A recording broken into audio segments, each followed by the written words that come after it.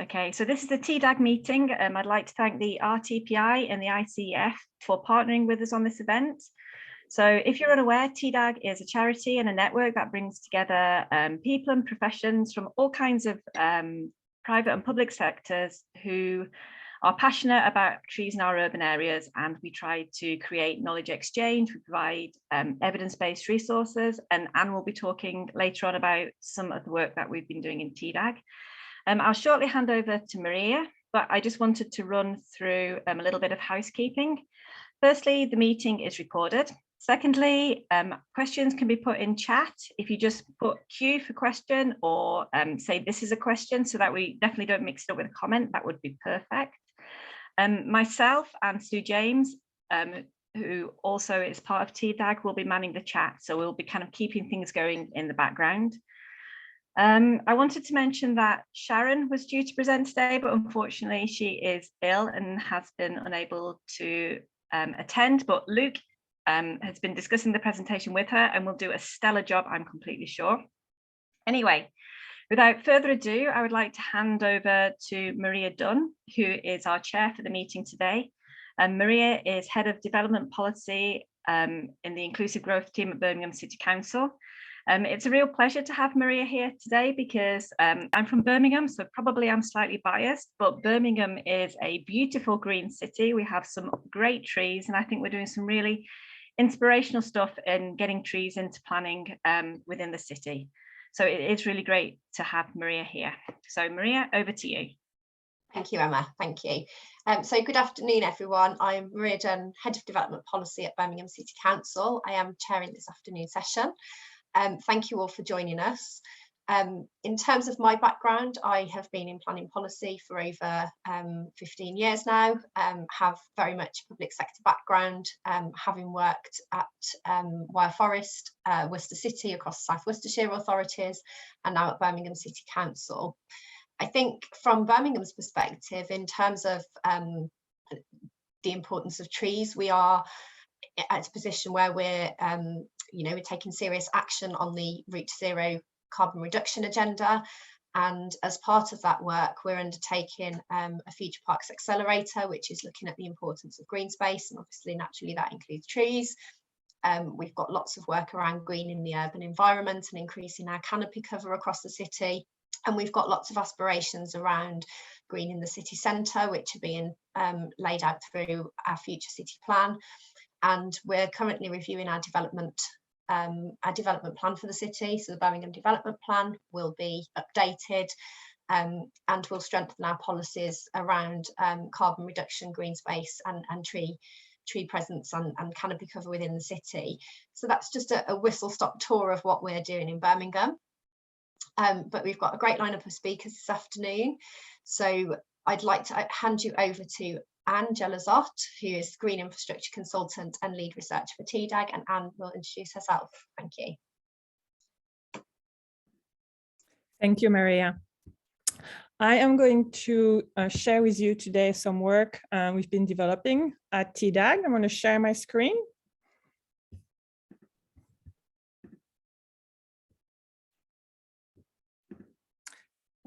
Is this working? So I'm going to talk to you today about one element of a sort of a very big new guidance we're developing at TDAG. It's titled Trees Planning and Development, a Guide for Delivery.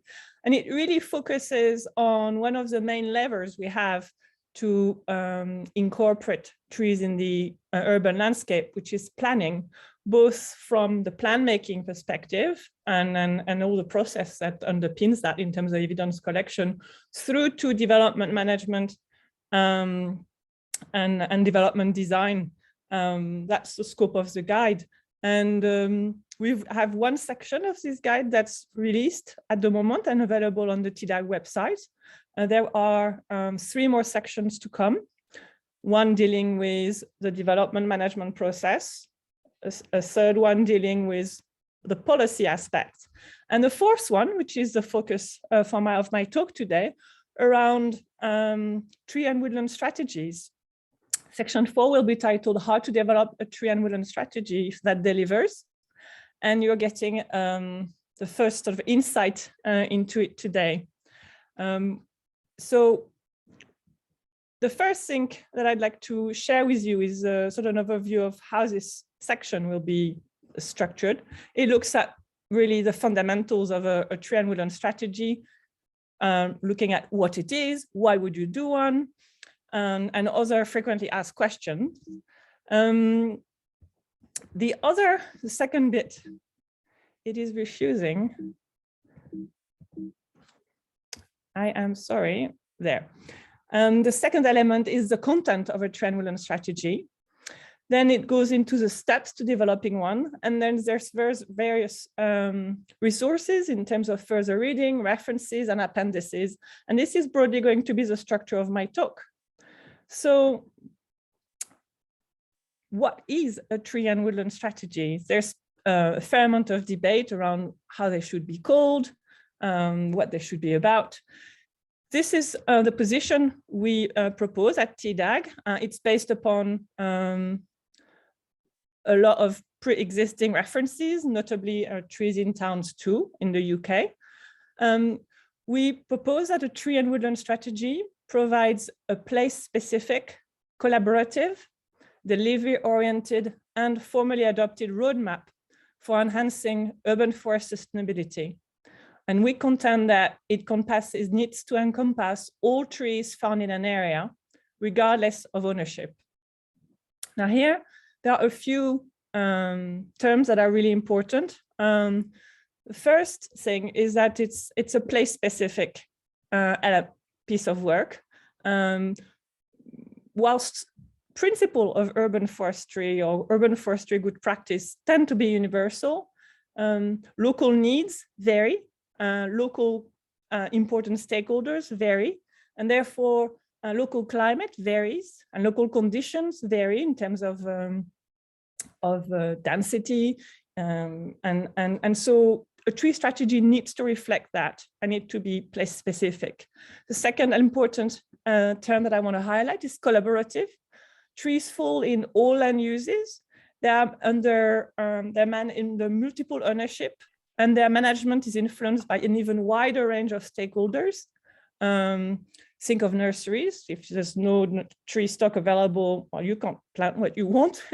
Think of utilities. They have a massive impact on siting of trees. So there's a really wide range of stakeholders that have an influence, and therefore the development of a tree and woodland strategy needs to reflect that reality. It cannot be the remit of arboricultural specialists, although obviously they have a critical role to play as them a thought leader and possibly convener. But we argue in the guide that in terms of the top leads for that kind of work, it needs to be at least co-led between planning, highways, and the tree services. Then delivery-oriented, that's really important. I think in the past, one of the flaws that that tree strategies have sort of suffered from is that being very policy-oriented as opposed to be delivery-oriented. And a tree and woodland strategies needs to be supported by an action plan that is specific, measurable, with targets, action-oriented. So it really needs to be a delivery program. And then if it's not formally adopted, it's just a wish list. So that's the absolute precondition for success. The last element I want to further define here or emphasize is that end goal. Urban forest sustainability. But what we mean by this is an effort to achieve and maintain a healthy overall extent and structure in terms of the tree population, so that it can deliver the desired local benefits, both today and in the future. And there are some key elements of urban forest sustainability. And here our work is building upon the work, the research by James Clark and Nelda Massini, which I'll come back to at the end of this talk, which emphasize in terms of defining urban forest sustainability that it has some three key elements to it, which is it's about the minding and looking after the characteristics of the tree and woodland resource. It's also about minding and looking after the management practices that resource is subject to. And thirdly, it's also about minding and looking after the community setting, i.e. the people, which sustain and justify the existence of that urban forest. And a tree and woodland strategy needs to address all three elements. Now, a tree and woodland strategy doesn't sit in a vacuum. It supports the delivery of a corporate strategy, and both supports and inform a local development plan. In that sort of relationship, it might be supported by a tree and development supplementary planning document. And it will need some more specifics, and for its implementation might be supported through some more specific documents, some such as the local tree risk management policy, the pruning policy, maybe a town center planting plan, which might be, so there are more specific or either area-based or topic-based document that will support the implementation of a tree and woodland strategy. It will sit alongside other relevant linked strategy. One obvious one is climate change strategies, which, especially in the realm of adaptation, a tree strategy will most likely be one of the key delivery mechanisms for any ambition set in a climate adaptation strategy. But you can see on the screen here on the right that there are many other possible linked strategies. What are the key elements of contents? Well, it can be really boiled down to three component parts. The central bit is about providing a roadmap for change. That's the main job a tree strategy needs to do. And then to work well, it needs to be provided with some context. And also, because it needs to reach quite a diverse audience, we've already alluded to that, quite a wide range of stakeholders, it has to be user-friendly. And so we're going to look into that into more details now. So providing a roadmap for change, in other words, focusing on what needs to be done to enhance the sustainability of the local urban forest, and establishing a reliable process for how those enhancements will be brought forward. That's the main job of a tree and woodland strategy. And in order to do that, it needs to consider and provide answers, clear answers to 4 questions. The first one, and you'll recognize, for those who've been around for a long time, you'll recognize these questions are echoing what was already highlighted in Trees in Towns 2. It's about answering, what do we want? So setting out a clear vision and some goals. It's about acknowledging where do we start from, or what do we have? So articulating current provisions and current needs. Where are the needs? What are the needs for trees? It's about spelling out how do we achieve what we want. So identifying what are the key priorities for action and providing details on how these priorities for action will be delivered in a smart action plan. And then finally, it's about also answering how will we know that we are achieving what we want. And so a tree and woodland strategy needs to set out a governance process with an opportunity for reviewing the action plan and changing course if it needs to be done, and some indicators to identify, are we doing what we said we would do? And second, is it achieving the outcome we've endeavored to achieve? To support this, some context needs to be provided. That is useful to help build confidence in how the strategy was developed, and also provide a rationale for the direction it defines. And that makes it easier for people to then take on board that strategy. Now, to be effective in this, it's really important, though, to keep that contextual information really, really concise. And that's perhaps another flaw that sometimes strategy suffers from, is that all that context takes so much space that it takes away the ability to focus on what actually the strategy proposes. So here it's about addressing and providing some short answers in the document to why do we need a strategy. So spelling out the motivation for developing a tree and woodland strategy, articulating how the strategy was developed, especially it is important to highlight who was involved. I think it helps to build up the gravitas of the work. It's also important to highlight what have we heard. In other words, to point out some of the key findings from the consultation.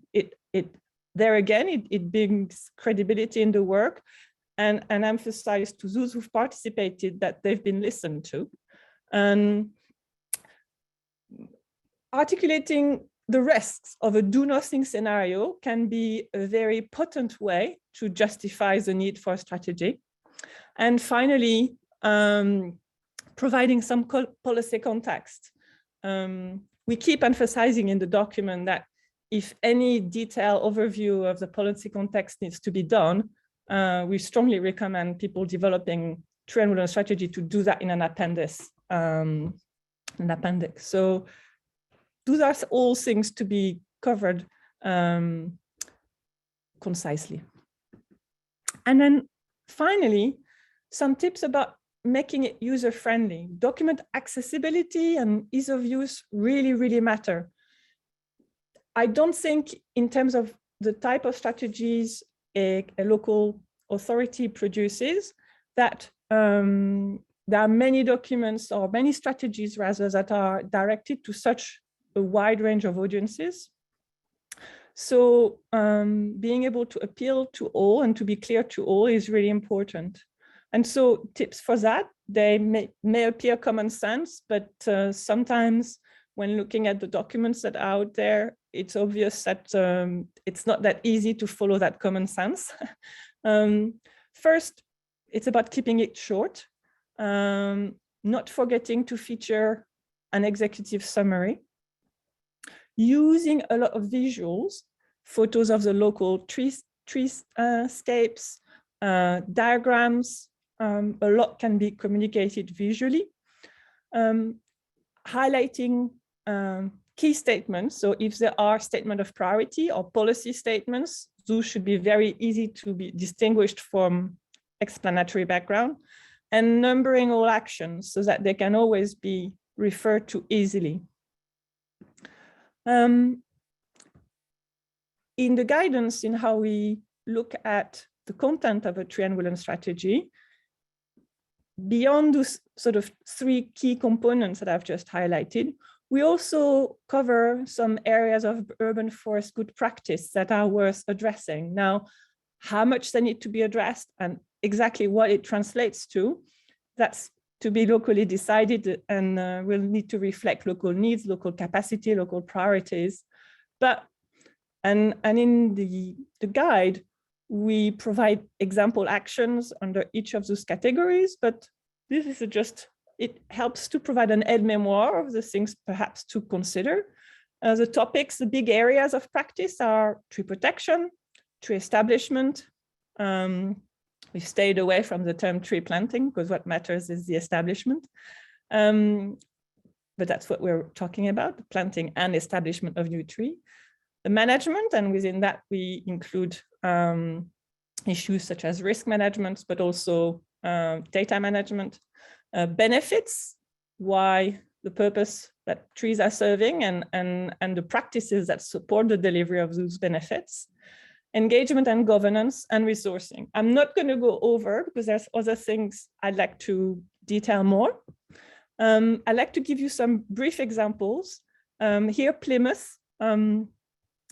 You see on the screen the whole extent of the strategy. This strategy is stellar for its brevity and its efficiency.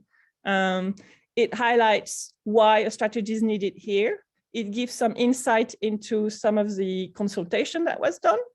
It provides up here the vision, a bit about the context, what's Plymouth like, what is urban forest like. Then here is the main actions, area of action and actions. And here in the back, that's the last page, this is how the strategy was developed and who was involved. And then that's supported by a very thorough action plan that, as you can see, raises actions, who's doing it, the time frame, and it's not done action by action, but the whole delivery program, as it's called, is costed. And that delivery program is will be reviewed on a, I think, I forgot if it's a 3 or 5 year, I forgot that in interval, but there's a governance process associated with this. And for each action, there's a lead partner in bold and support. So there's real rigor in terms of assigning responsibility and in defining how success will be measured here. Another example from abroad, this time from Cambridge, Massachusetts. I'm only showing some extracts, but what is really interesting in this tree and woodland strategy, it's called Healthy Forest, Healthy City. One is the extensive use of visual, and they have played out the do nothing scenario. That's the graph you see on the top right, where you can see the impact of business as usual. That's the white dotted line that goes down in terms of the canopy profile, and then different, the impact of business as usual, not quite, if what the only thing that changes is with an effort to reduce loss. If on top of that, there's an effort to increase planting, and then different levels of planting. So they've used that forecasting that they've done to really justify the need for a real change of approach. And then they've presented their approach very visually, as you can see from those extracts. This is how they present their action plan, with action on public realm, street trees at the top line. The second line is citywide actions. Actions are color-coded based on the sort of main area of priority: equity, resilience, shared responsibility, gray, blue, purple. And there's also, so they really are extensively making use of visuals. Now, I'm coming back to the TDAG guidance document, and this is giving you an overview of the step-by-step guidance we provide. I'm not going to be able to detail here the methodology we've set out. I just want to give you an insight into what the guide will provide. So we lay out 6 steps, and for each of those steps, we try to articulate goals, outputs, and actions. This is an example of an opening page for one of the steps. Here's step 1. For each step, you have that cover page. There's an ability to jump to any other step, depending on what we're interested in. So you can skim read through these guides or go into the detail. There's following pages that further detail each of the actions. And yeah, and that's that. I'd like to finish with something, a tool or that we provide in one of the appendices, which are the urban forest sustainability indicators. This is the aspect of the work that builds upon this article that's shown on screen by James Clark and Nelda Matheny. It dates back from work that was done by those US researchers around what is urban forest sustainability and how can it be measured and monitored. They came up with that framework of structuring, identifying some 3 parameters, those 3 key parameters of urban forest sustainability, being the tree resource itself, the management practices, and the community setting within which it lives, and identifying key indicators looking at then performance, what defines poor performance, average performance, good performance, and high performance for each of these indicators. That work has been further developed by many others in the States and I would say North America. And then Kieran Doig and his team, I think Kieran is with us today, started to adapt it for the UK. He looked at the indicators that focused on the tree and woodland resource itself. And I don't think he's done any work on the community and management element. And that's something that we've undertaken and are going to publish alongside with this guide. This is at the moment how the urban forest sustainability indicators look like. So we're building on the work Kieran has done for the indicators that are in green here. And we're proposing a set of indicators for assessing the degree of involvement and collaboration among the local community. And same thing, as a bunch of indicators for assessing the data, plans, policy, and practices that shape how the urban forest is looked after. So we look at indicators about the amount of data and the quality of the data that's available, the level of planning and resources that are available, how benefits are taken into practice or affecting practice, how tree establishment is addressed, how tree protection is addressed, how management is addressed. And this links back and links back to the urban forest good practice we highlight in the guide. And there cross-reference between those indicator sets and the practices we name earlier in the guide. And this type of work is useful to establish a baseline to see where are we at the beginning of starting a trend woodland strategy, but also to reflect where do we want to go. It's not the only way to do it, but it can provide a really useful benchmarking tool to do it. In the US, it's become quite a common practice in urban forest strategies or urban forest master plan or tree strategy, whatever term you want to use. We at TDAG are quite agnostic in terms of the terminology. You can see here some examples of the first or one of the first page in those examples, those strategies where they set out where they feel they are at against each of the indicators that Clark and Messany have put forward. On the left here, there's an example from the Cleveland tree plan. And on the right, that's Dallas is providing a similar overview. And I wanted to finish saying this isn't something that's exclusive to the US. Birmingham has been doing an absolute stellar job with its recently published Urban Forest Master Plan. It does a lot of the things we've talked about in terms of acknowledging who's been involved, providing a very quick introduction about the context in Birmingham, the scope of the plan, and very quickly, to the page 5, you're already onto the vision. It details the vision, and then moving on to, okay, what needs to be done? It has a similar table looking at performance across an adapted version of the Nelda and Messany framework. So here you have on the left an overview of how they feel they're doing in terms of how their tree and woodland resource performs.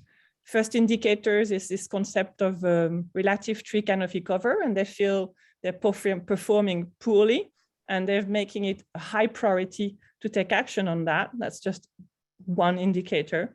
But what's interesting is that once they've done that assessment, in terms of looking at what needs to be done, their whole tree strategy takes each indicator. So here you have the page that's dedicated to indicator T1.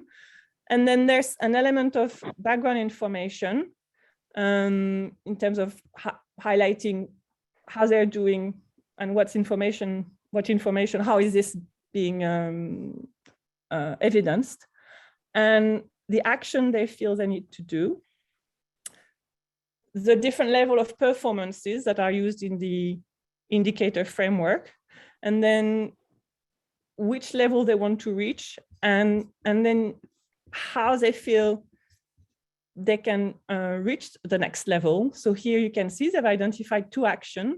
They want to assess and determine which set of data are best to use for establishing the Birmingham's relative tree cover, because they're starting for a place where they have no data. And secondly, they want to determine what the potential and actual tree canopy cover are at ward level. And they have here the action plan that's shown directly on that page. And they do this across the, I forgot how many indicators in total they have, but they do that across the whole set of indicators, and that's how their tree strategy is structured. So there is no one model fits all, but we're hoping that the guidance we're providing, which includes those case studies, will really help bring about a new generation of very effective tree and woodland strategies. And what I should probably add is that it will be released in the summer. Thank you.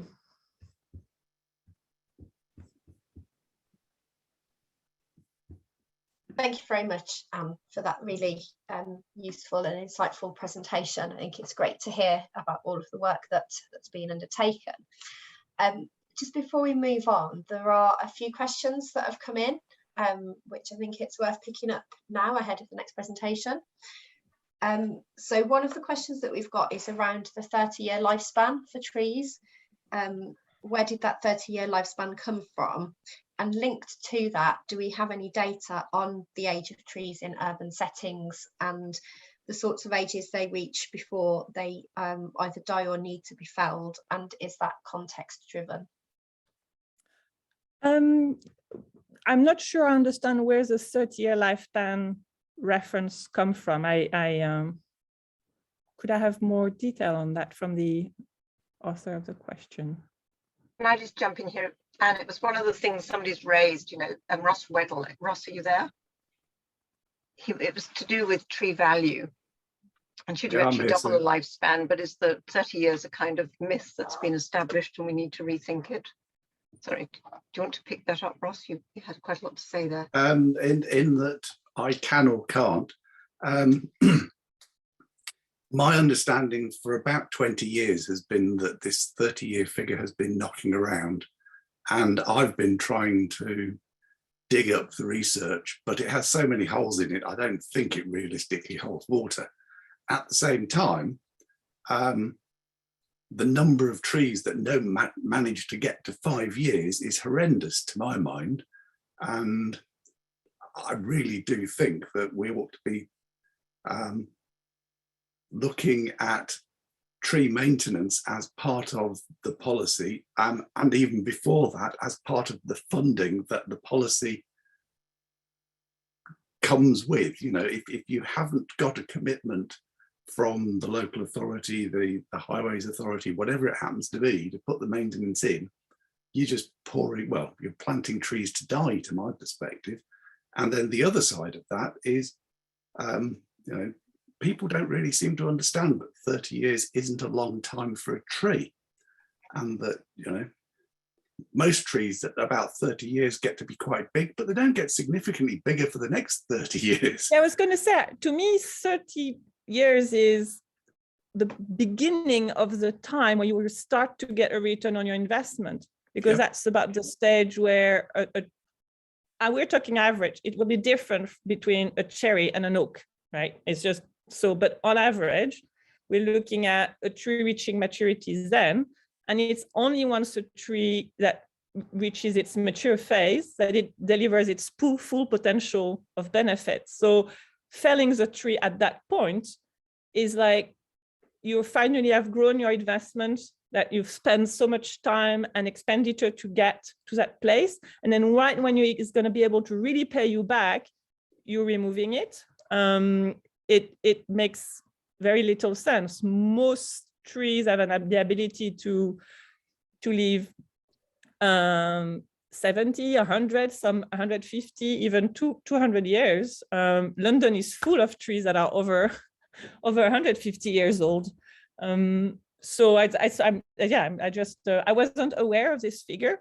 It seems to me a very urban forest minded practice where indeed, at one point when you work with woods and productive woodland, you won't increase the amount of timber, and the cost-benefit ratio becomes such that you want to cut the tree because you've already gotten all the timber you can get. But we're not after timber in cities, we're harvesting benefits. And that's a very different business model. Yeah, absolutely agreed. But I believe it's a very small percentage of trees that get to be really old in urban settings. And it would be really nice to see a lot more of the trees that are planted surviving my grandchildren. So thank you. So we've just got a couple more questions before we move on. How can trees in private gardens be included in the trees and woodland strategy? I think there's a lot that can be done regarding to trees in private gardens. I think the first area that the local authority has direct control is looking at its approach to tree protection. Are the local tree preservation orders all to date? Are the records available online? Is the council being proactive in terms of future-proofing areas that are going to be developed, at having a due diligence process in creating new TPOs? So there's a whole area of work in terms of planning and optimizing how tree protection is being handled using those mechanisms, conservation areas being another. Then there's another area of work related to community engagement. Let me give you an example. For instance, in Lyon, France, in Greater Lyon area, their tree and woodland strategy, it's called Le Plan Canopé. They have a whole program focused on encouraging people to plant in their back garden. But having done surveys, they've realized, well, people don't really know what to plant. And plus with climate change, they're even less able to know. So they've set up in their plan, in their tree and woodland strategy, they have two actions that are already being implemented. One, they're creating an arboretum in local parks where they're planting. They're doing this in partnership with local nurseries. They're planting very small growing trees that would be suitable for the small back garden that are found within the Greater Lyon area. Trees that are adapted to climate change, and they're making sure with the local nurseries that those species are available. So they're creating those arboretum. They're inviting people to attend those arboretum, giving talks, etc. And the garden centers advertise the existence of this public arboretum. And so there's a whole outreach program that's focusing on both the local community, which might just go to the park because there's a new nice park near them and then discover the trees there, or go there because they're interested in learning about the trees.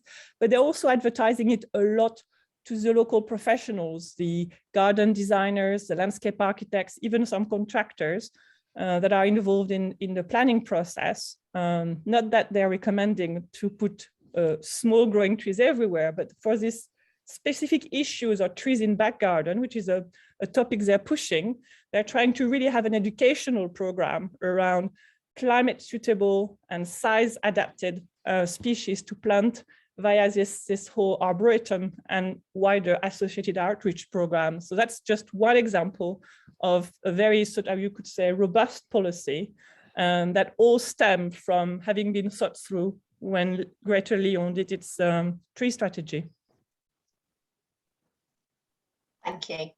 I'm just conscious of time now. We have got some more questions, but we've got a wider Q&A session later on. So if I now hand over to Luke, Luke Fay, if you can please introduce yourself and we'll hear your presentation. Thank you.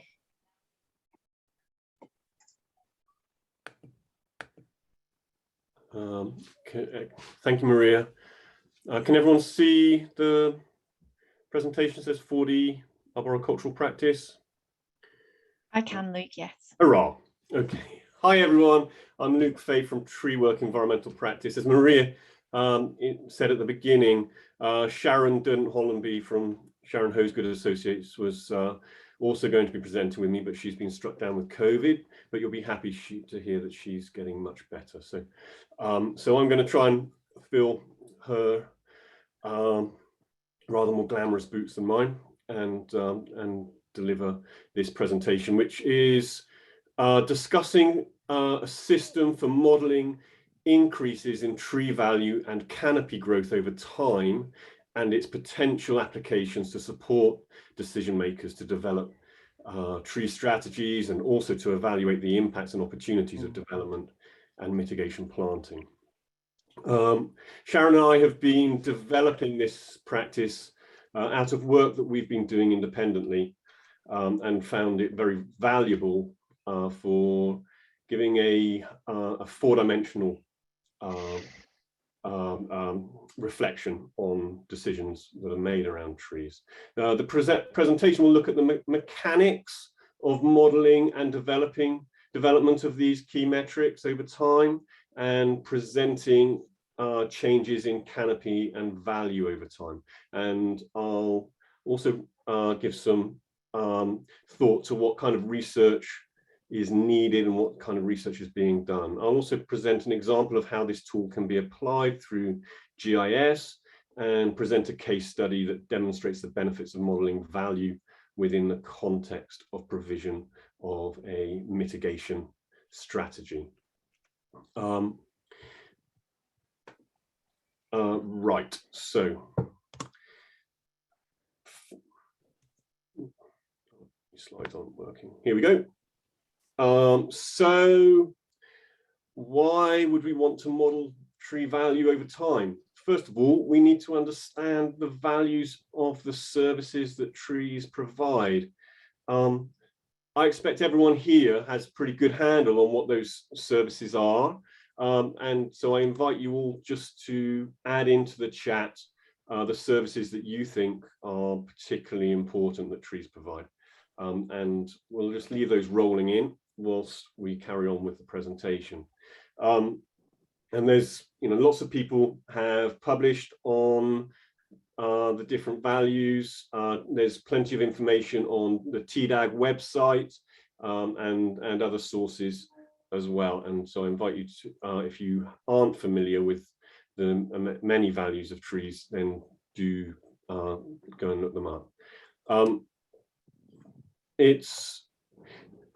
I guess the whole premise of this is that larger trees will provide more of the benefits that trees provide than smaller trees. And where we need to remove mature trees, it is often not possible to replace their benefits in the short term. I think that's fairly obvious to most of us. So we could not replace this tree on the right with this tree that's on the left, not immediately, but the tree on the left over time may grow to be of the same stature and provide the same level of benefits as the tree on the right. So, there's a few infographics like this and work being done to show that there's almost an exponential increase in benefits provided by trees. And the discussion just now with Anne about whether trees should are to be removed at 30 years. I think Anne's absolutely right. Some of the work that I've come across from, I don't know if Kenton Rogers is in the audience, but from Treeconomics has shown, as I understand it, that the actual cost of preparing a tree and planting it isn't replaced in terms of the financial value of ecosystem services until the tree is maybe 30 or 40 years old. So, so it's really important that we then also, when we plant new trees, that we allow the space for them to flourish, and that's space above ground and below ground, and we provide that support so that we can reach that that goal.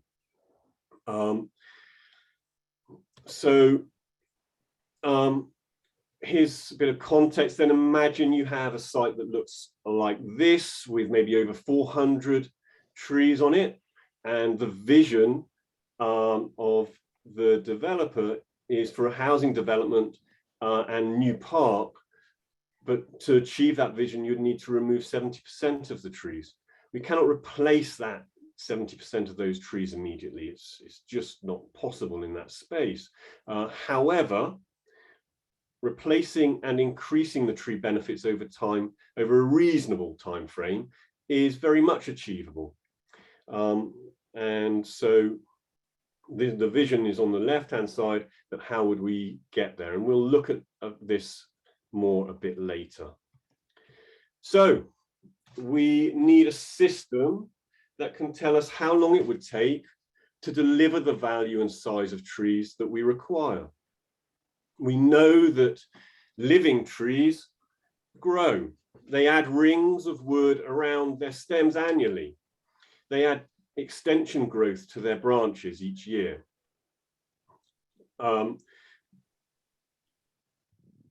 Different species of tree at different life stages in different growing conditions grow at different rates. When I started looking at this 10 years ago, there was very little data on which I could draw information on the growth rates, particularly for UK urban trees. However, there was one document published by the Forestry Commission, which is by John White, that provided analysis of core growth rates of trees of different species in different growing conditions. And it was produced as a tool for calculating the age of hollow veteran trees. So almost, if you like, using the calculation in reverse. And this provided a baseline that I could work with. Further work is now being carried out, including study of, this includes some of the mitigation projects that we're involved with, and particularly useful work from the fantastic statisticians and scientists at Forest Research has produced an allometric relationship between stem diameter and lateral tree canopy growth. This provides us with an average relationship between the stem diameter and lateral canopy growth of, wait for it, 1.4 to the power of 0.5. Anyway, by applying this allometry, we could model both stem and crown growth. So these are things that we can apply, and in a bit I'll be showing you how that looks. So then we have to choose a system for valuing the trees, and as most people here will be aware, there are several systems for valuing trees, including, of course, iTree, looking at ecosystem services and other metrics, and the capital asset value for amenity trees, CAVAT. And so for this example that I'm giving and this case study, I chose CAVAT. It seemed to do what was needed, and there was other good reasons for doing that also. And of course, CAVAT provides a financial value based on the replacement cost of a tree and its amenity function within the community. And there's more to it than that, but I'm just going to leave it at that because you know, the whole talk on CAVAT is another presentation. But what I give an example here then of 3 trees in this image, in this slide, that shows there's, you know, you could have a very young tree in a very remote place that would have very low CAVAT value for the reasons of its scale and its prominence and how many people, maybe one person walking their dog once a day, that gets the benefit of that tree, possibly their dog more than them. And then you have an urban tree, but it's so it's in a very highly populated area, but it's also being reduced in scale and needs pruning regularly because of its location. And so, you know, again, that would affect its value. And you, on the right-hand side, you have an urban tree that's really reached its, you know, its optimal scale within an open space. So a lot of people will be gaining benefits from that tree, and it is, you know, is very prominent and a great feature. So would have a much higher value. So how do we apply all of this? Well, here's an example, and I'll run through it, and I'll try not to trip myself up because there's little bits of animation in this that do often trip me up, so I'll try not to. So what we've got here in this illustrative example, let's say that we have a site with 43 trees. They have a combined canopy value of, canopy area, of 242 square meters, and a cavat value of £310,276, very precise. And we propose to install a building that requires the removal of 9 trees, representing 45% of the quantum of trees, 44% of the canopy cover, that's 54.6 square meters for anyone who hasn't got their calculator out, and 32% of the cavat value, so 98,488. Well, we can't replace this immediately, but we can find space on site for 23 trees, 2.6 times the number being removed. And sorry, I have tripped myself up. I haven't moved forward fast enough. So here we go. So we've removed those trees and we're finding space for more trees. Here they are. Yes, I've caught up with myself.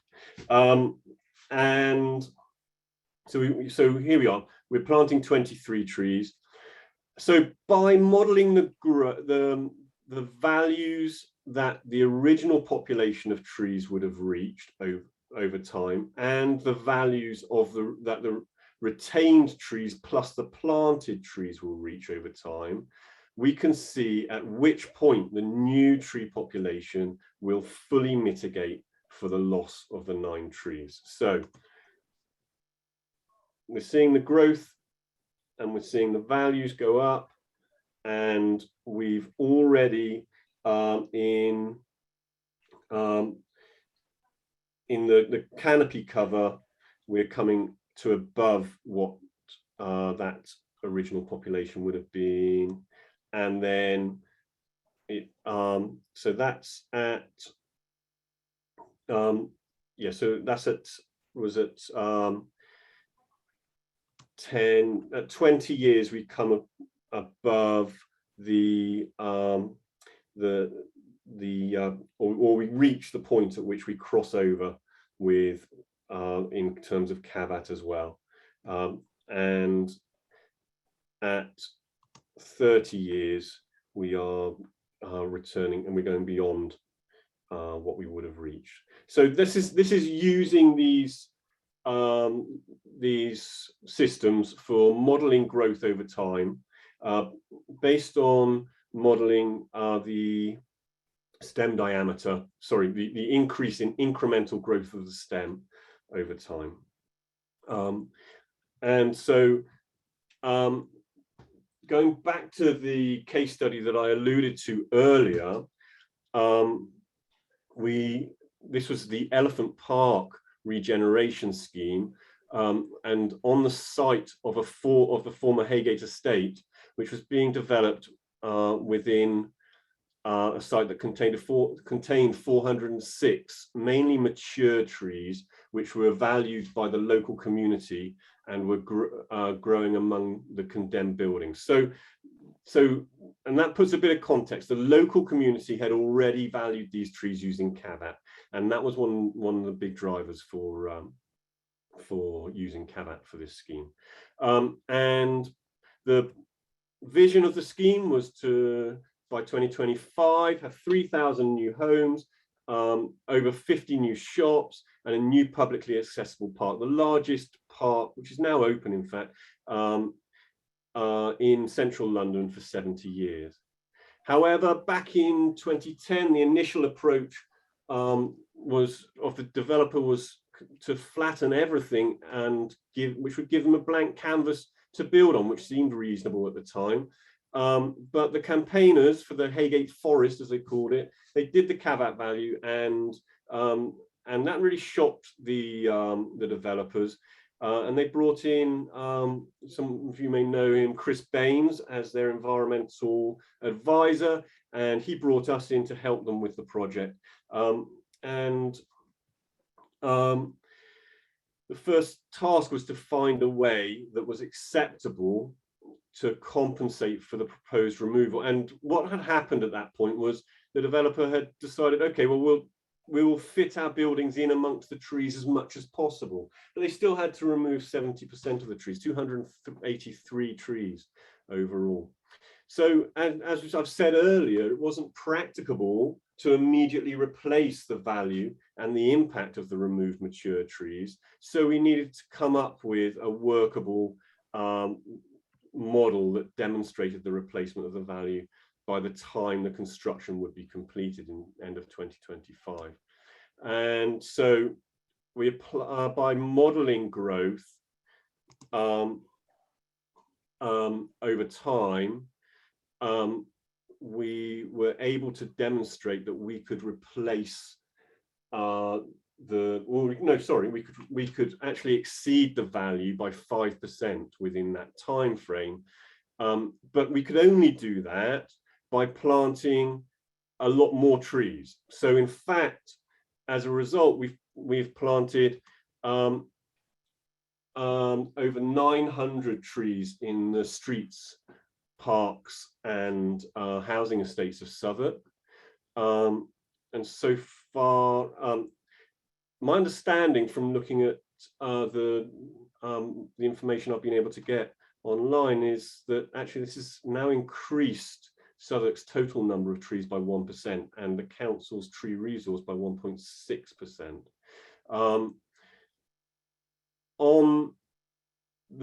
There's a whole heap of planting on site, which is about 350 trees, I think, so more trees than have been removed.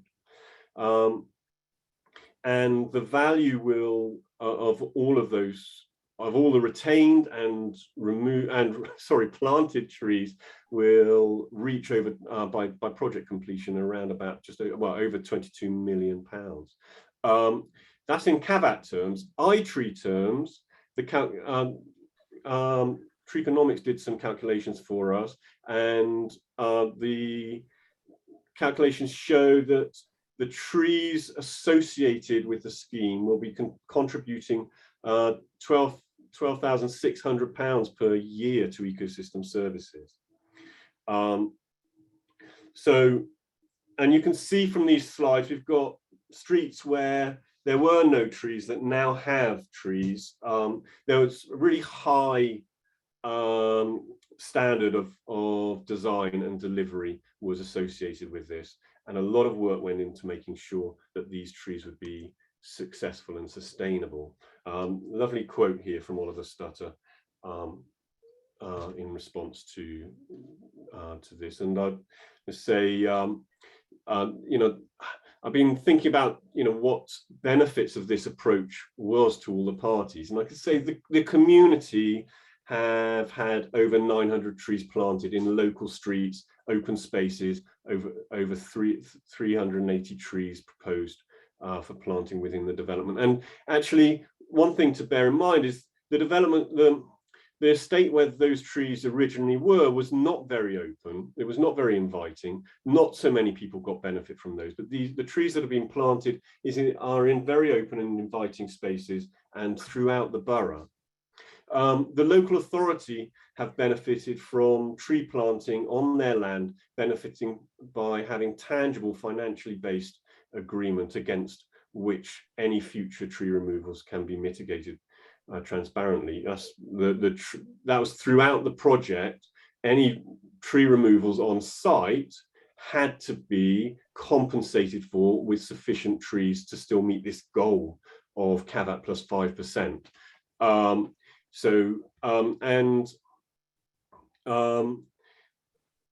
And the developer benefited, I think, by having financially based system. Oh, what I failed to say was that this was tied into a Section 106 agreement, and I think that's really important. So there's a legal duty to provide these benefits. And the developer had the benefit by having financially based system for calculating the cost of the tree removal, which included the cost of purchase, planting, aftercare of sufficient trees to replace the caveat value plus 5%. The thing is that design managers will often have a vision for where a development needs to go, but once you move into construction phase, those people on site don't necessarily have the same vision. And in fact, they'll have a different set of values that they need to meet. You know, health and safety is right at the top for people managing a construction site. And, you know, delivering on trees comes down that hierarchy. Other, you know, below health and safety will be program and budget, you know, but this was a mechanism for carrying that vision through into the construction phase. So when construction managers said, yeah, but this tree gets in the way of my my tower crane pad, or, you know, my ability to bring pallets into the site, they would have to have a conversation with the original design managers to say, well, you know, how can this be achieved? And they would be given, well, you can remove that tree potentially if the you know, with some negotiation with the council, but it will probably cost us 40 trees that we're going to need to plant in streets, and you do the maths on that. So, and you know, anyone who's involved in tree planting within streets knows that that's really not cheap. So I think, reflecting on the negative side, the developer found the process complex and a bit opaque, because it's the maths is complex, you know, getting that information into and generating for so many trees. You know, we're dealing with well over 1,000 trees that we're dealing with. It's quite complex to really report on very quickly, as it's changing rapidly, and logistically planting 900 trees across a borough is also really complex. But the results, I think, are really quite special, and really, but I think also a really important consideration is that where we are doing these types of projects, where we are, we're saying, well, we're going to mitigate for tree loss, we need to be really confident that the trees that we're planting will be successful.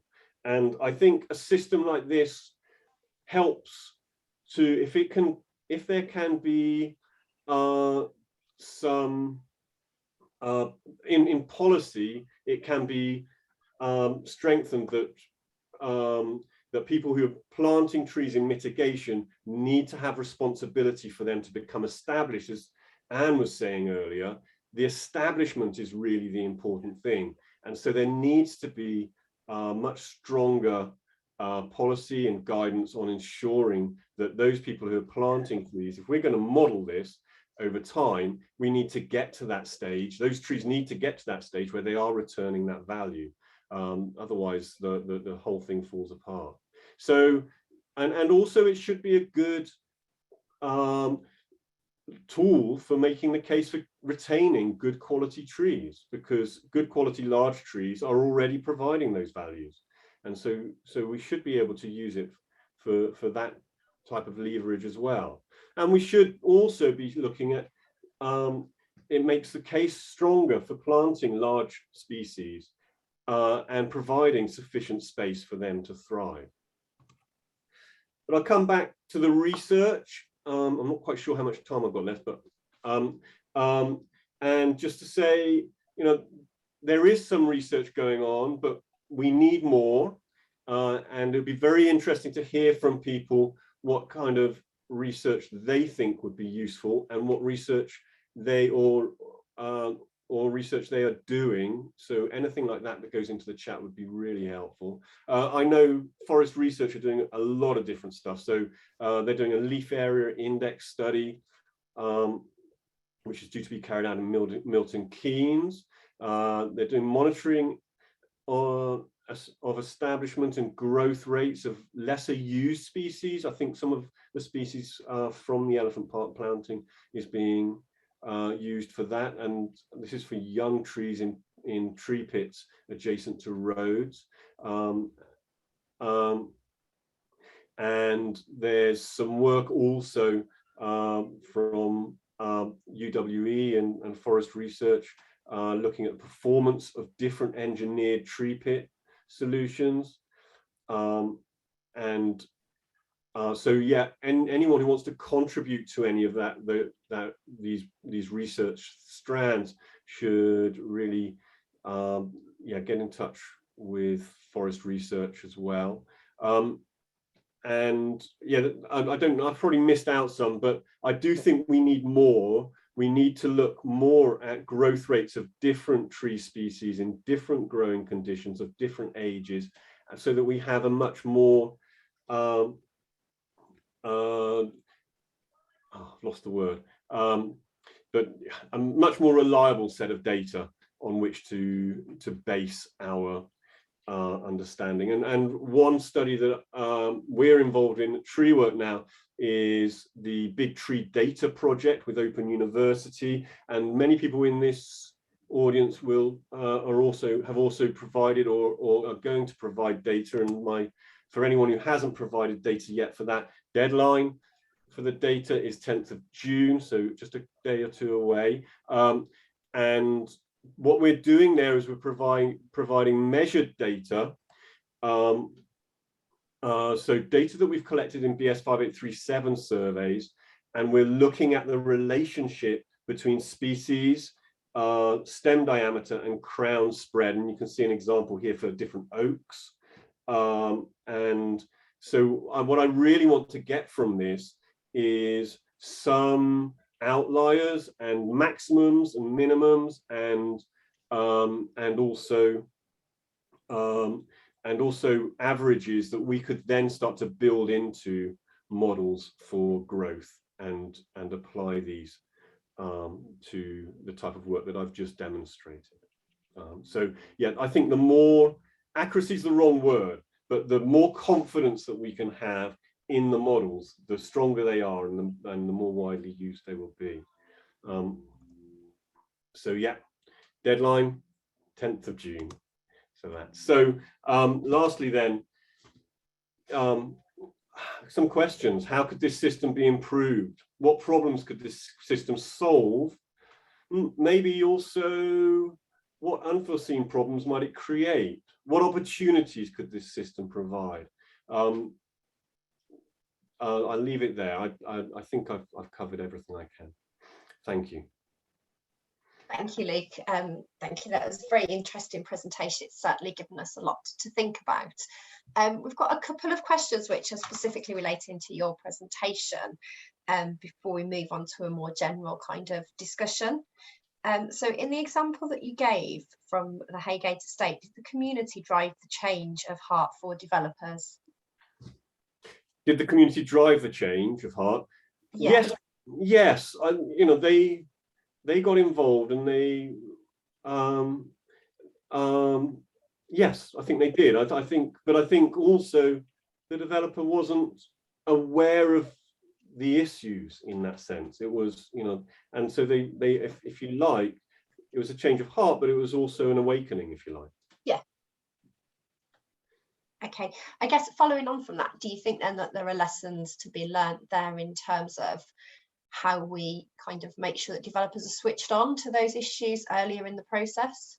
Yes, definitely. And, you know, I think people, the thing is, you know, it's part of the lexicon now, isn't it? You know, trees have value, etc. But at the same time, as you know, as I alluded to, developers have a lot of different drivers that they are, you know, and a lot of different demands on them, whether it be shareholder demands or other things, you know, that they're also, you know, that means that it drives down the prominence of ecosystems, of green infrastructure and trees as part of that. And so, yes, I think raising that awareness is really important.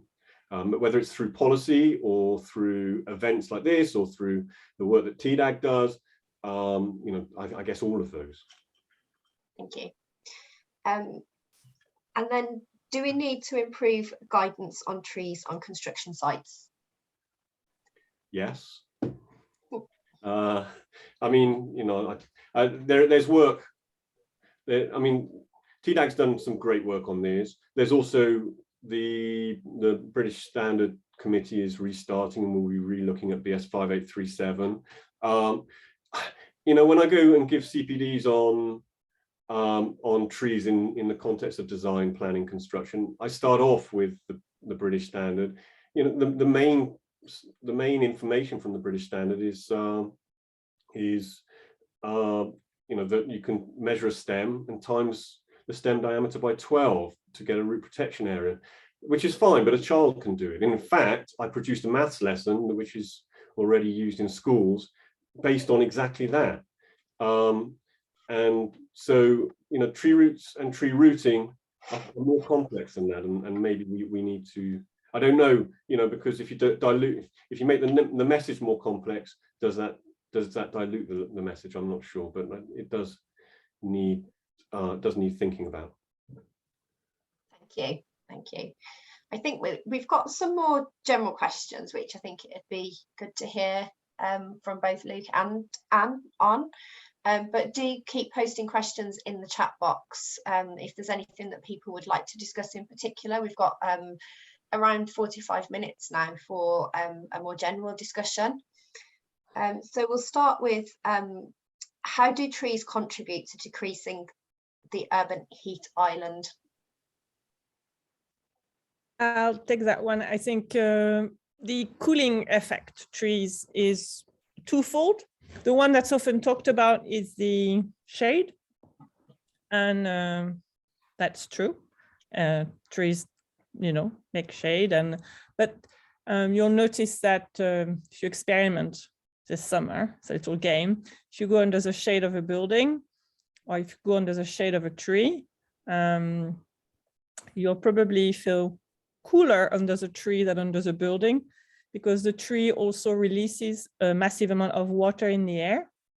To a large degree, that's actually, of course, a tree has wood, but not all bits of a tree have wood. The leaves are not woody.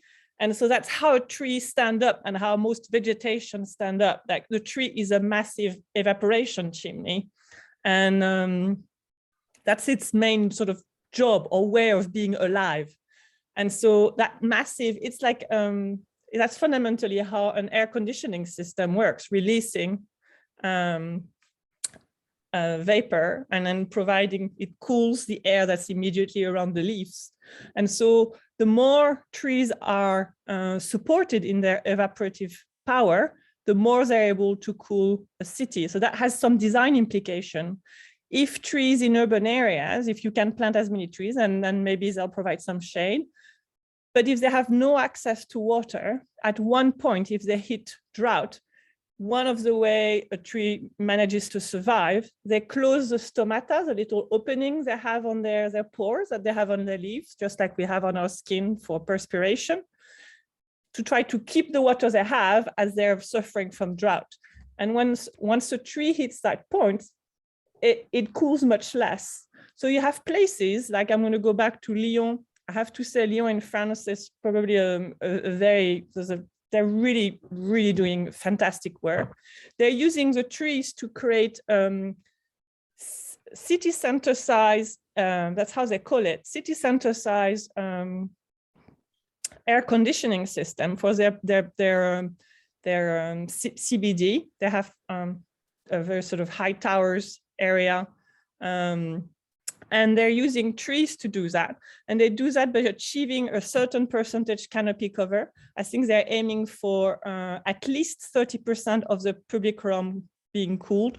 But all the trees that are growing there, they're trying to make sure that they're connected to some sort of sustainable urban drainage so that they are well fed in terms of access to water. And there's some little water retention tank that keeps some excess water, so that during the few times of the year where there's a very strong heat stress and Lyon is, you know, halfway through in terms of where it is in France. So it's more and more subject to a Mediterranean type of climate, whereas it wasn't 30 years ago. So their climate is changing, and they're forecasting that by 2070, they'll have the same climate as you would find in Algeria.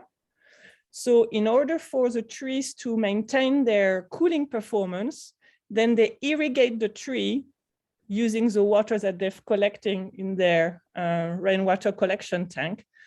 They have moisture sensor throughout the city sensor for the soil so that they can measure the hydric stress, and its irrigation is automatically triggered using that rainwater that's been collected so that the trees keep having water, therefore they keep perspiring in the time where cooling is most needed. And there's been measurements that have been done in terms of perceived heat on the footpath. It lowers perceived heat by 6 Celsius degrees. It's massively effective. So Thank you. trees in and by themselves work, but if that's really the objective you're going for, among possibly others, then you have to design towards it. And connection with approach to street drainage or drainage in general, whether it's street or hard landscape drainage, is critical. Thank you. Okay, it's interesting, there's just something popped up to say at peak times of the day, I gather that through evaporization, the area beneath the tree canopy can be 6 to 8 degrees cooler. So that obviously fits with what you've just said. And does anyone else have any other figures? So I'm not sure if Luke's got anything to add on that, but that's a very comprehensive answer. No, I've got nothing to add to that. Thank you. In that case, the next question is, how can we tackle the issue of trees and street trees in new development, making sure they are maintained? And linked to that, we had a question about if we plant the right tree in the right place, does that help with maintenance? And do we feel that we're doing that at the moment? Maria, just before we dig into all of that, I also noticed that somebody, was it P. Moore, wrote in the chat that they have design codes to create tree-lined streets, and this made me think of maintenance as well. If you have a design code to create tree-lined streets, how do you bring the maintenance in as well? So I'd be really interested to hear from the audience on that as well. Do you want me to come back on the answer the original question, but I just thought yes. it was a good opportunity to link in. Yeah, it's really good. Well, I mean, I think that's right though. We need good guidance, and also I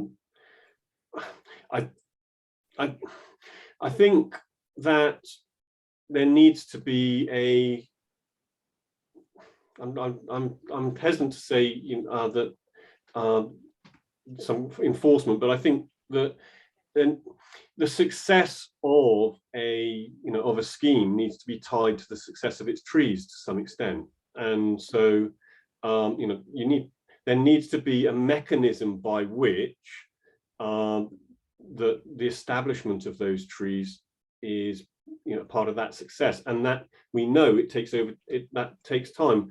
Project completion is when you get to your REBA stage 6, and you're going into use rather than you finish and then you move on to use. Once you're in use of the property of the development, then the developer has very little involvement for any further, but they will be involved in snags for a certain period of time, or the builder will have to be involved with snags in terms of the buildings, but how much they are required to continue to look after the trees and make sure and that those are successful really varies, I think. And also it takes a long time very often for a tree to show to actually demonstrate that it is declining or even die. And so and if tree pits haven't been properly designed and properly created, and there's no room for the tree to extend its roots beyond a certain point, then that could really not show for quite a long period of time. I don't really know the answer to this, but I do think that there needs to be a way of having people, of those who are planting the trees, having some accountability for their establishment and success. That's what I'm trying to say. It's the words I'm trying to find. Thank you. Is there anything else to add on that one? No.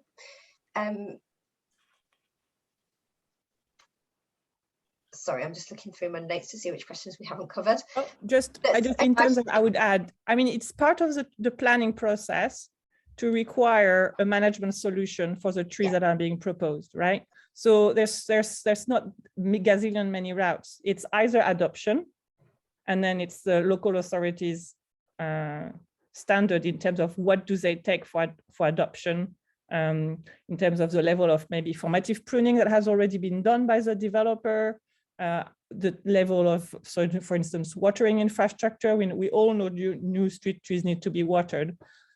A minimum of 3 years, preferably 5 years. So is there so there's a design requirement in terms of then how and the type of kit the tree will be provided, and there's a maintenance program that will be needed, or there's an agreement that there will be a management company, but then at condition stage, there's also a need for a management plan to be submitted, and so there are ways to try to provide a framework around how the young trees will be managed.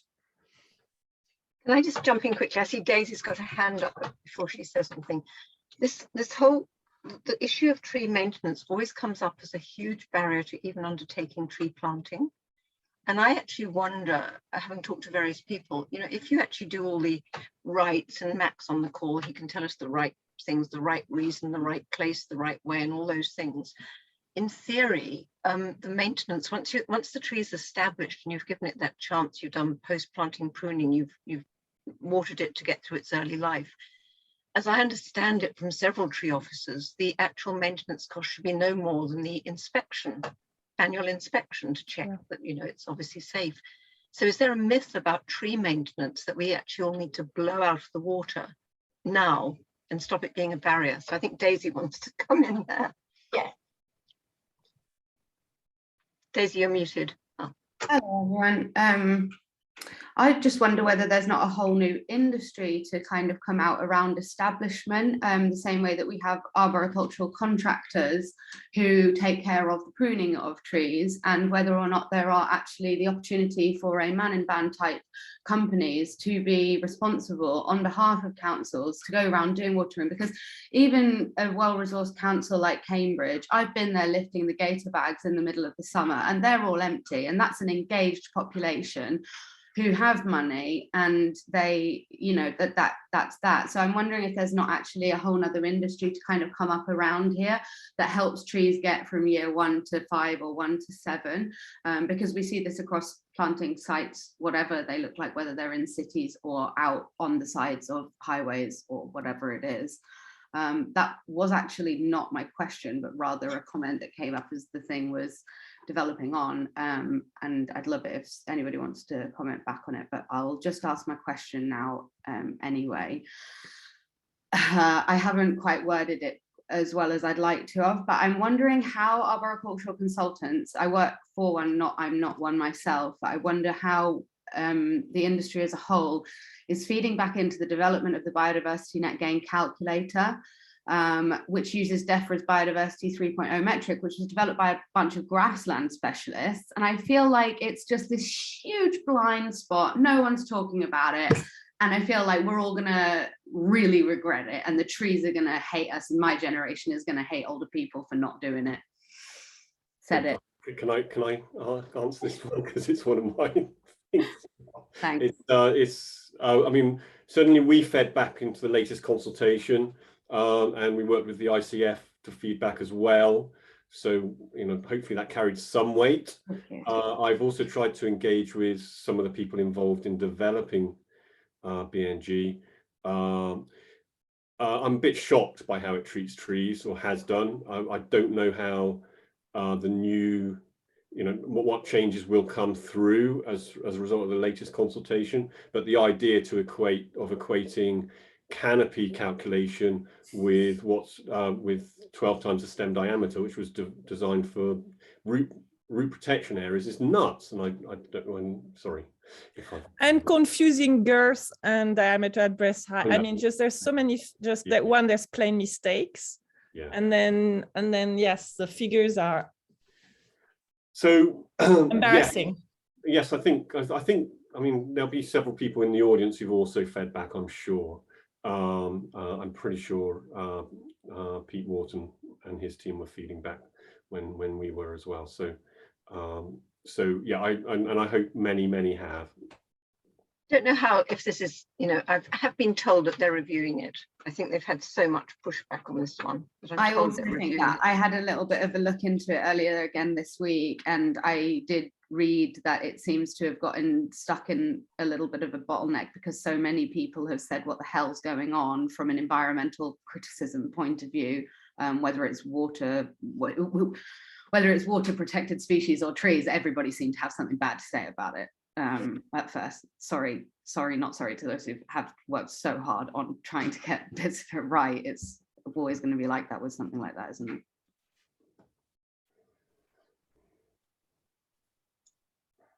Thank you. Is there any other comments on that question, or should we move on? Okay, we've had a question. Is it better to have lots of small trees or fewer big ones? And I know there's some comments come back through the chat on that, but I just wanted to put that one to our panel and see what your views are. Is it really either or? I mean, Good should point. we be saying either or? I'm not sure that we should we? Right place, right tree, I think is, yeah.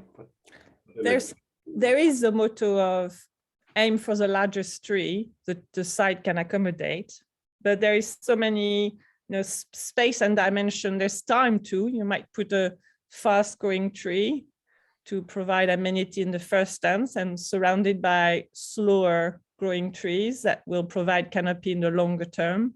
There are different parameters to take into account. Yeah. Okay, and sort of linked to that, is there any place for trees on rooftops? Maybe, and up the sides of buildings like Bosco Verticali, but you know, there's all kinds of engineering issues with achieving all of that, and you know, cost and maintenance issues. I'm not quite sure how. I think there's some work that's been done that said, you know, environmentally it does stack up, but you know, others may have more insight into that than me. So yes, possibly, but yeah. It's a specialist area, isn't it? And you never develop big canopy. There are now application of the Bosco Verticale on a social housing building in the Netherlands, I think. It can be done. Yeah, but do they need to be trees? They could, I mean, they could be green plants on a balcony. I think there's does anybody feel there's a psychological thing about seeing a tree which its whole being is rooted in the ground, it's long term, and you see it sort of struggling away on a building? Does anybody else feel like that? Put your thumbs up if you do. I mean, I think it's a kind of terrifying idea. It's sort of a creepy one. Oh, good. Somebody agrees with me. We've had a sorry. No. I was just commenting. We've had a suggestion in the chat that perhaps we could have subterranean living with trees on top of that. Oh, well, we have. I'm going to jump in again. So there are sort of podium planting which are actually appearing to be ground level but are really over basements. Yeah. So psychologically you feel the trees in the ground. I mean, we're actually cheating you because it isn't, but you kind of can negotiate sufficient depths for drainage and root and all those things, and then that could be a way of getting green space where otherwise you wouldn't get it. And there's lots of evidence of that with underground car parks and things. I quite like the idea of putting us underground. letting nature have the rest. That deals with us quite well. I think one of the things Sue said there is really important, is, you know, allowing enough resource for the trees to be able to establish and flourish. And, you know, it happens over and over again on podiums, that particularly through, you know, value engineering, that the thickness of the slab is reduced, and then it can hold less weight, and then the level of soil is reduced, and then nothing really grows. Yeah. Okay, thank you. Then there was a question which I think goes back to Anne's presentation, around the cost of developing a tree and woodland strategy. I think there one can go with that some time is needed. That's a fundamental resource that I think cannot be completely, that time is needed in terms of dedicating at least some staff time and stakeholders time. You need to build a consensus that yes, we're going to do this, and people are going to dedicate some time.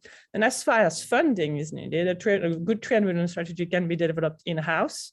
It depends on, and it can be done with very little data, based on at least the public inventory data.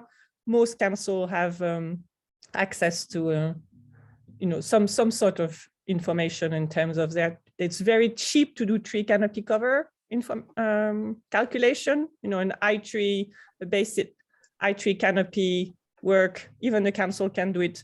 This is 2 days officers' time, you know, to put 300 points on a map and estimates the local tree canopy cover. So with that, you probably, that and your public tree inventory, and have enough data.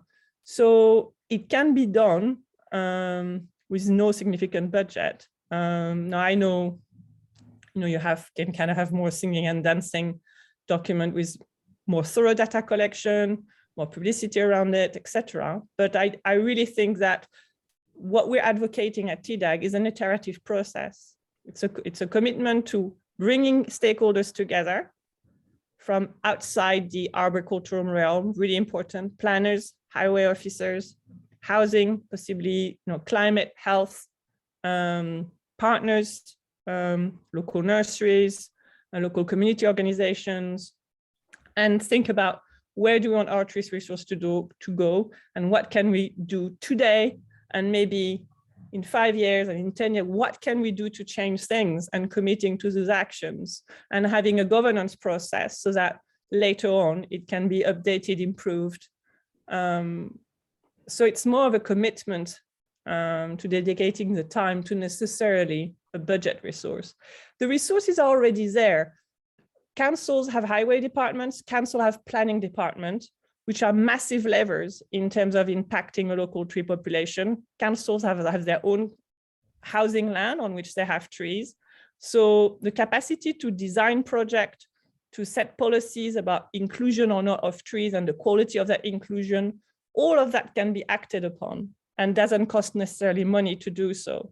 But it can then bring greater resources to how the tree population is managed and help it flourish. So I don't mean to dodge the question about resources, but I really think that an excellent tree strategy can be done without a budget. And I believe that was the case in Plymouth, that there wasn't a pot of funding that was done to hire a consultant and to collect new data. No, Plymouth, they have a fantastic plan that's delivering really good project, that it stemmed from a tree strategy that wasn't done with a dedicated budget. And I wonder if I can just chip in. Rick, did you want to say anything about developing a tree strategy with no resource? I was just going to say, can you hear me? I can't see myself, so I'm not used to Zoom. Yeah, we can see and hear you. I produced one. I'm a town planner, and I produced one. And I've joked in the chat, it was like written with pencil stubs on the back of scrap paper. We didn't have any resource, and I'm not happy with the lack of data I had, the lack of firm targets. But it's helped raise the profile. We really need to go back and firm it up and put more. But it's helped develop the debate. So I would say to people, don't get too hung up. Something's better than nothing, and work with what resource you have. But I'm not pretending it's perfect. I'm not pretending I'm particularly happy with it, but it has helped. And the main thing I've found is that people just want to plant trees. So I've spent most of my time since organising tree planting without doing what we really need is more of the guidance documents to underline it, which is what I'd really like to work on. But at the moment, I've just been organising tree planting, which has been great. Thank you. Thank you. Right, we've got one final opportunity for any other questions. If anyone wants to pop their hand up and ask a question, or if there's anything that Sue or Emma think that I've missed and want to raise. Can I raise something else, which I forgot from my talk? And it comes back into the issue of research. There's a massive movement from government and elsewhere, but particularly from government, to plant new trees. Enormous spaces are being talked about and numbers of trees to be planted. Now, it's all going to happen within a relatively short period of time for trees. And we probably don't have a great deal of baseline data against which to measure any changes or improvements. When we look back at this time in 20, 30 years, if we can't measure any changes, then when the next round comes up, we're going to have nothing to compare it to. I really think we need to put in practice and also into policy and strategy monitoring and measuring. And this is a fantastic opportunity to do that. And so it's a call to action, really. Now's the time for us to start monitoring and measuring. There may be systems existing that we can use, maybe engaging with citizens to do that. Whatever the mechanism is, I just think it needs a massive push on that. Thank Can you. I put a plug in? Can I put a little plug in here that with Forest Research and BIFOR, we've got a tree mapping workshop on the 16th of June. And we're just trying to look at what mapping systems are out there, what data systems are out there, because there are several. Some are free, some are open source, some are citizen, some of this, but how do we get all that to come together so that there's actually some baselines against which, as you say, this monitoring can undertaken. So I'm sure I can't find the link quickly enough, but we can to the tree mapping workshop, but perhaps Emma and I can send it out with the link to the I'll find the link now. So perfect. And also just say, treezilla.org, it's designed to do longitudinal studies. So, if people were putting measurements into that now and then update those measurements over time, we can draw from that the information around the kind of models that I'm talking about can become really what's the word? We can be really reliable. And linked to that, there's some encouraging stuff coming forward about a land use framework for England, which would also be extremely useful for much wider decision making, including trees. And coming forward from that, there's talk of a national underground design code to match the national model design code, because our contention is that unless you get what's going on underground right, you ain't going to get what you want above ground, because we have the constant conflict with utilities. So there's kind of a lot happening in the space, and the government may be failing on many counts, but the one thing it is actually quite switched on to are trees. So we need to grab these opportunities. And I just had one other question. BS 5837, I understood it was under review. Is there anybody on the call who knows whether that's actually underway? Or Yes, it is. Are you on it? There's Sharon on it. Sharon, I'm pretty sure Sharon. June Forbes-Laird is Chairing it. Chairing. He's taking over on the BS 213 committee, isn't he? So. Yeah, and someone from our team should, I hope, I think he's on the case. Lots of people forward for it, but I don't know if they've got any architects or developers or highway engineers and others or contractors, others who actually ought to be giving their input. So let's see. Okay, sorry, I'll shut up. I have another question, Maria, that someone sent me, if that's okay. It's just disappeared into the chat. Hang on, let me just find it.